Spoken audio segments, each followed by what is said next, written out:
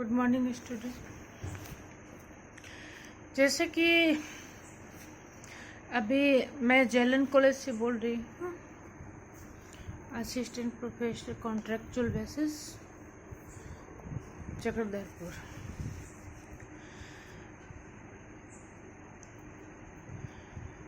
अभी आपके third semester से आप लोग फोर्थ सेमेस्टर में प्रमोट कर दिए गए हैं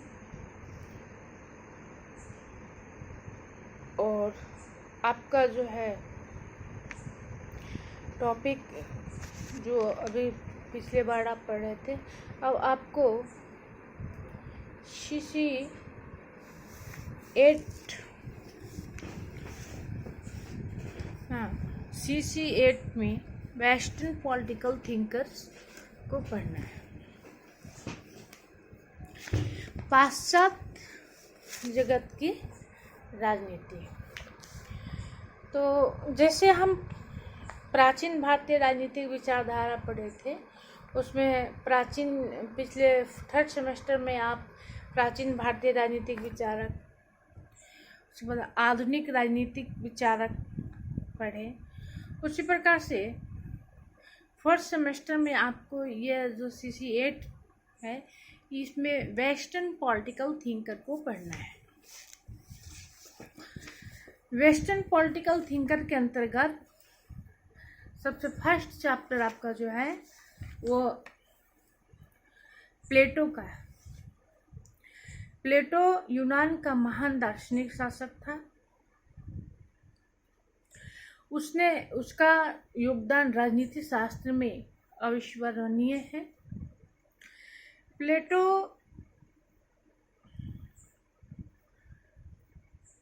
अपने गुरु सुकरात के विचारों से काफी प्रभावित था। किसी की भी पृष्ठभूमि को, किसी के विचार को तभी तक नहीं जाना जा सकता जब तक कि हम उसके पृष्ठभूमि को अच्छी तरह स्पष्ट ना कर लें। तो सुकरात के चिंतन में ज्ञान की प्रधानता दी थी। सुकरात, जो कि मैं पहले बता चुकी हूँ, प्लेटो का दार्शनिक गुरु था। उसने सत्य, गुड और एविल, असत्य, क्रमशः ज्ञान और अज्ञान के समवर्ती है। ज्ञान क्या है, अज्ञान क्या है। जैसा कि हम अपने जीवन में अनुभव करते होंगे, ज्ञान वह है जो हमें हमेशा एक अच्छी जीवन की ओर ले जाता है, एक अच्छा नागरिक, एक अच्छा इंसान, और जो सबके लिए कल्याणकारी हो, उचित हो, उसी पर अपना फोकस करता है। तो यहाँ पर मान्यता है कि मनुष्य स्वभाव से सत्य का अन्वेषण करते हैं और उनका ज्ञान प्राप्त होने पर अपनाने से नहीं चूकते हैं। इसका कहने का मतलब है कि कोई भी व्यक्ति जब उसे ज्ञान प्राप्त हो जाता है तो वह असत्य को नहीं करता, वह सत्य को करता है। सत्य और असत्य से यहाँ मतलब उचित और अनुचित से है। अनुचित वह है जो गलत है और उचित जो सही है। तो जब तक व्यक्ति को ज्ञान नहीं होता, नॉलेज नहीं होता, तब तक वह उस कार्य को नहीं करता है। जब एक ऐसा एग्जाम्पल, और ये सत्य और असत्य का क्या है, यह हमारा जो नैतिक उत्तरदायित्व समाज के प्रति, अपने प्रति और परिवार के प्रति है, राष्ट्र के प्रति है। नैतिक उत्तरदायित्व को ही, चाहे वह प्लेटो हो चाहे सुकरात हो, उन्होंने नैतिक उत्तरदायित्व, सद्जीवन जिसमें सभी का कल्याण हो, की प्रधानता दी है। जैसे उत्तम या आदर्श राज्य की स्थापना के लिए एक सत्ता का सूत्र है, ज्ञानवान मनुष्यों अर्थात दार्शनिकों के हाथ में सौंपना है। करने का मतलब कि सत्ता, पावर, अगर एक इस छोटा एग्जाम्पल से समझेंगे कि अगर एक पिस्टल हम एक 5 साल के बच्चे या 4 साल के बच्चे के हाथ में दे दें तो उसे खिलौना समझेगा, उसे जीवन और मृत्यु का कोई भेद पता नहीं। तो इसी तरह पावर जो है, सत्ता, अगर वह गलत हाथों में चली जाती है तो उस समाज का विघटन होना प्रारंभ हो जाता है, क्योंकि सत्ता जो है वह राज्य के निवासियों के प्रति उत्तरदायी ना हो तो निरंकुश हो जाता है। इसलिए जैसे प्लेटो का आदर्श राज्य, उसने 3 वर्गों में राज्य को बांटा है, उत्पादक वर्ग, सैनिक वर्ग और दार्शनिक वर्ग। इसके लिए उसने विस्तृत योजना की भी तैयारी की है, जो कि हम बाद में जानेंगे। आज चूँकि फर्स्ट क्लास है इसलिए हम जानेंगे मोटा मोटी कि ये आखिर कहना क्या चाहते हैं। कहना चाहते हैं कि सत्ता जो है उसी व्यक्ति के हाथ में हो जो उसके योग्य हो। अगर सत्ता अयोग्य व्यक्तियों के हाथ में चला जाता है तो यहीं से भाई भतीजावाद, भ्रष्टाचार जैसे तमाम विसंगतियां उत्पन्न होती हैं और यह जो राज्य है, समाज है, उसमें अन्याय का बोलबाला हो जाता है। प्लेटो का पूरा सिद्धांत ही न्याय पर जुड़ा है, प्लूटोनिक जस्टिस जिसे कहा जाता है। उसने न्याय क्या है इस पर ही अपना पूरा सिद्धांत आधारित किया। और न्याय जो है वह कहाँ प्राप्त हो सकता है, इसके लिए वह कहता है कि न्याय आदर्श राज्य में ही स्थापित हो सकती है। और आदर्श राज्य कौन होगा? जहाँ प्रत्येक व्यक्ति जो है अपने कार्यों का ईमानदारी पूर्वक निर्वहन करेंगे।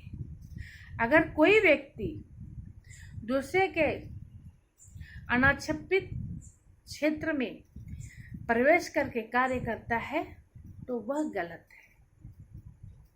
इसलिए प्लेटो ने कहा है कि जिस व्यक्ति को जो कार्य सौंपा गया है वह वही करे, तब उस राज्य में न्याय स्थापित होगी।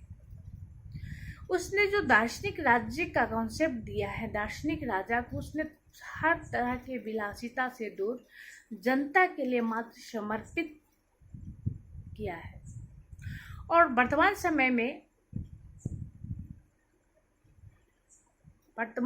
में अब हम जो देखेंगे तो यह व्यवहार में नहीं है, सिद्धांत में भले है। व्यवहार में हमारे समाज में काफ़ी भ्रष्टाचार, भाई भतीजावाद, जातिवाद, क्षेत्रवाद, सिर्फ स्वयं के लिए ही विकास करना, पूंजीपतिवाद, व्यक्तिवादी सिद्धांत का बोलबाला हो गया है। आज समाज में कोई सिद्धांत ही नहीं रह गया है और व्यवहार में पावर ही अथॉरिटी हो गया। जिसके पास पावर है वह गलत भी करता है तो सही है, और समाज डर कर उसका समर्थन भी करती है। यह डर सामाजिक हो, आर्थिक हो, मानसिक हो, शारीरिक हो, जिस भी प्रकार के हो। आप देखेंगे जो सामर्थ्यशाली होता है उसे सभी लोग डरते हैं, जो ऊंचे पोस्ट पर स्थापित होता है उसे सभी लोग डरते हैं। क्यों? इसलिए कि वह आपका कभी भी, वह आपके शांत जीवन को कभी भी अशांत कर देगा। वर्तमान का मनुष्य, हाब्स का जो कथन था कि मनुष्य एक स्वार्थी प्राणी है और वह अपने स्वार्थ से अलग हटकर कुछ भी नहीं करता, यह 100% सही है। तो उस समय जो प्लेटो का सिद्धांत था वह दार्शनिकों को हाथ में सौंपना जरूरी था, परंतु ज्ञान की प्राप्ति के लिए अत्यंत दुर्लभ और कठिन है। प्लेटो ने यह भी नहीं कहा कि हम सिर्फ सब्जेक्ट का नॉलेज ले लेंगे या हम डिग्री हासिल कर लेंगे तो हम एक ज्ञानी व्यक्ति हो जाएंगे या दार्शनिक हो जाएंगे। ज्ञान वास्तविकता में होने चाहिए। ज्ञान एक ऐसा तथ्य नहीं है जहां पर सिर्फ हम तथ्यों को जान ले या मैथमेटिकल रूप से, तार्किक रूप से हम सही हो तो ही हम सत्य हैं। सत्य वो होता है जो सबके लिए उचित होता है, किसी एक के लिए नहीं। और वर्तमान समय में आप देखोगे तो हमारा समाज जो है कानून, प्लूटोनिक जस्टिस जो था कि जिसका जो कार्य है वह सिर्फ उसी कार्य को करे, वर्तमान में यह नहीं रह गया है। वर्तमान में एक प्रशासनिक अधिकारी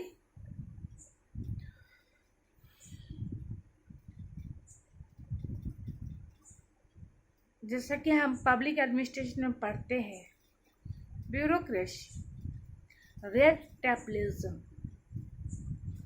नेपोटिज्म, भाई भतीजावाद से ग्रस्त है और ऐसे में उनसे कोई भी कार्य करवाना संभव नहीं है कि वह उचित कर दे।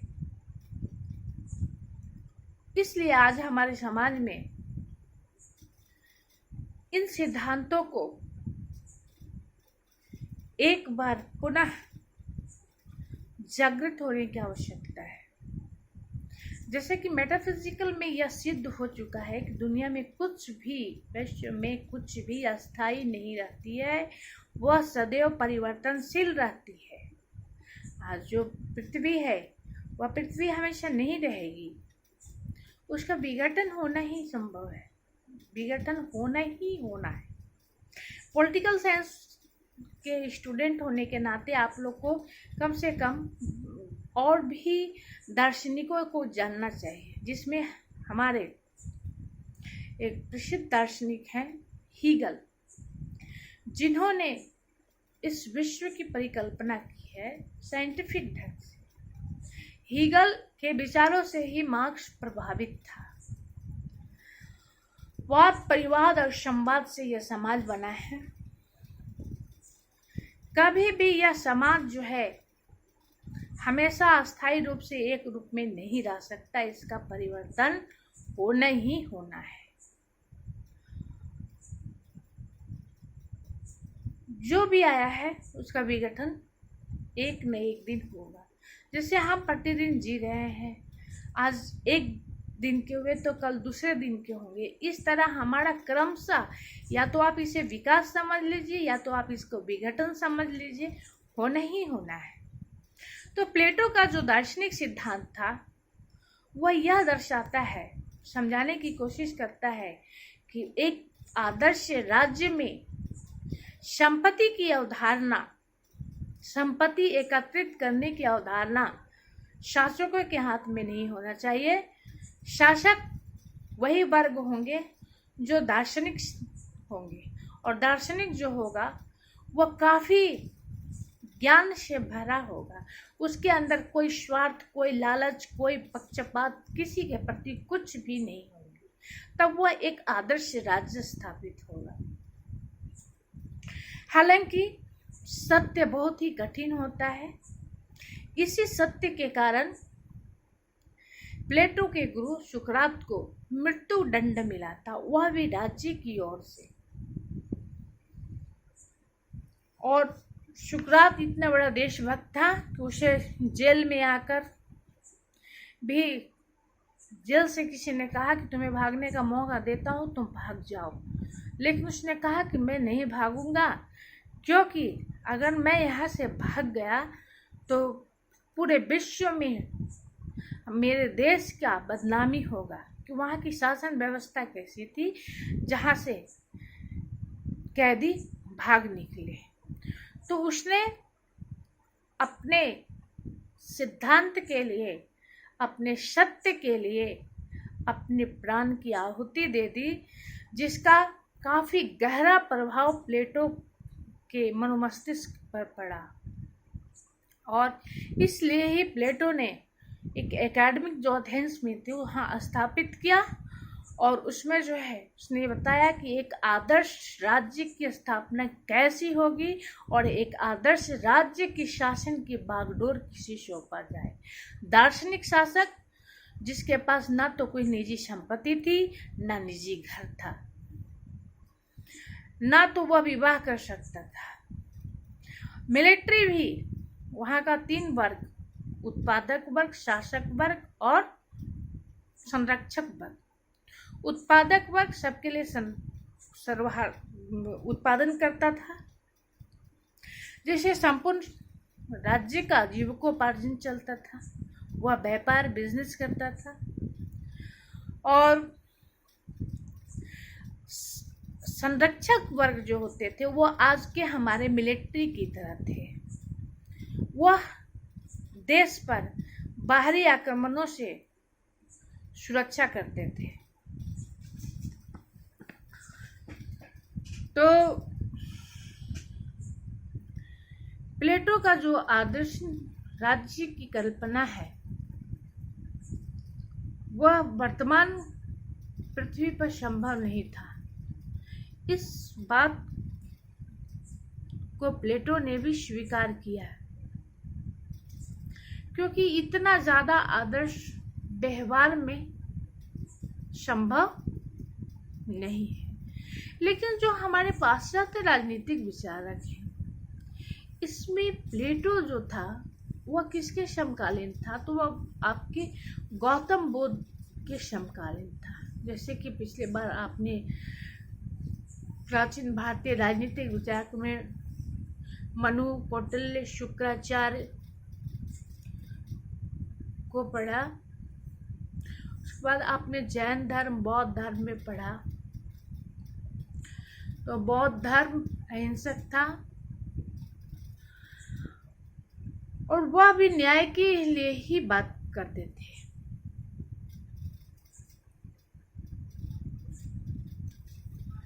लेकिन समाज हमारा किसी एक या कुछ व्यक्तियों से मिलकर नहीं बना है। समाज एक बहुत बड़े संगठन का नाम है, जहाँ पर भी जो पॉलिटिकल साइंस जब हम पढ़ेंगे आगे और पढ़ते चले जाएंगे तो देखेंगे उपभोक्तावाद, बेंथम का उपभोक्तावाद था, जो कि आपके इंडियन फिलॉसफी में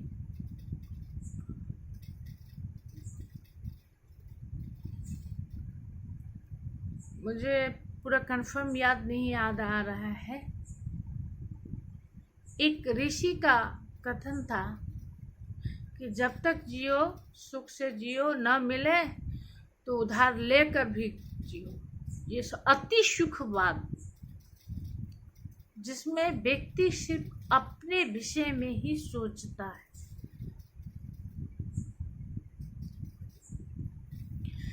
चार्वाक दर्शन याद आया। यह चार्वाक दर्शन है जिसमें व्यक्ति समाज के विषय में नहीं सोचता, वह अपने विषय में सोचता है कि मैं जब तक इस धरती पे रहूं हर हाल में सुख से जीऊं, चाहे इसके लिए मुझे अनैतिक रास्तों को भी क्यों नहीं अपनाना पड़े। तो राजनीति शास्त्र में हम जब गहराई से पढ़ेंगे तो राजनीति शास्त्र मास्टर ऑफ सोशल साइंस है, और इसमें सिर्फ यह नहीं है कि सत्ता, शासन, व्यक्ति, अपराध यही राजनीति है। राजनीति के अंतर्गत आप लोगों ने 3rd सेमेस्टर में पढ़ा होगा कि एक उचित जीवन, एक सदजीवन देने की जो व्यवस्था की गई थी, सदजीवन को ही न्याय माना गया था। राजा कभी अपने लिए संग्रह, प्रारंभिक जो अर्ली हिस्ट्री आप देखेंगे तो राजा को यह अधिकार नहीं दिया गया था कि वह खूब सुख, आराम और विलास की स्थिति में जिए और प्रजा चाहे जैसे भी हो, क्योंकि कौटिल्य ने कहा प्रजा सुखे सुखे राज्ञम प्रजा हिताम हिताम च, प्रजा के सुख में ही राजा का सुख है और प्रजा के हित में ही राजा का हित है। क्यों? क्योंकि प्रजा राजा पर डिपेंड नहीं है, राजा प्रजा पर डिपेंड है। उनको सिर्फ एक संरक्षक वर्ग बनाया गया है, उनको इसलिए राजा बनाया गया है। राजा इसलिए बनाया जाता है, इसलिए नहीं कि कोई सुंदर हो, देखने में हो, उसके पास सब्जेक्ट का नॉलेज है। कोई ऐसा नहीं कर सकता कि हम अपने सब्जेक्ट में पूरा विद्वान है तो मैं बहुत अच्छा इंसान हूँ। एक बहुत बड़ा विद्वान भी बहुत बहुत अपराधी हो सकता है। और जितना आजकल आप देखिए, टीवी पर देखिए, जितने बड़े बड़े आतंकवादी, ओसामा बिन लादेन से लेकर जो अभी चीन में कोरोना महामारी फैली है, ये क्या है? अति बुद्धिजीवी वर्ग का एक परिणाम है जिसको सारा जनजीवन झेल रहा है, अस्त व्यस्त है। तो एक बुद्धिमान व्यक्ति, एक ऊंचे पोस्ट पर पहुंचा हुआ व्यक्ति वास्तव में वह यह नहीं कह सकता, वह मुंह से भले ही बोले, लेकिन वह समाज उसे नहीं कह सकती कि वह संपूर्ण रूप से सही है। क्योंकि जो व्यक्ति संपूर्ण रूप से सही होगा उसका अस्तित्व ही नहीं होगा, वह सब में घुल मिल जाएगा।